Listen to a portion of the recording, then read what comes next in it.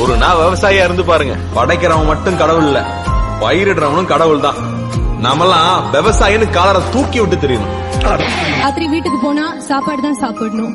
அதனால விவசாயிகளை என்னைக்குமே விட்டு கொடுக்காம நம்மளுடைய வேர்களை ஆழமா வச்சுட்டு நம்ம வளருவோம். நீங்க இன்ஜினியரிங் படிங்க, டாக்டருக்கு படிங்க, வக்கீலுக்கு படிங்க, ஏன் அரசியல் கூட பண்ணுங்க. ஆனா விவசாயமும் பண்ணுங்க. என்னை பொறுத்த வரைக்கும் அடுத்த தலைமுறையில எத்தனை பேர் விவசாயம் பண்ண போறோங்கிறதான் முக்கியம்.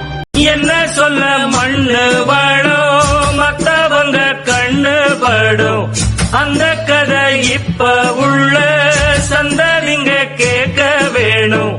நம்முயிருக்கு மேலே மானம் அறியாதே, மானம் இழந்தாலே வாழ தெரியாதே.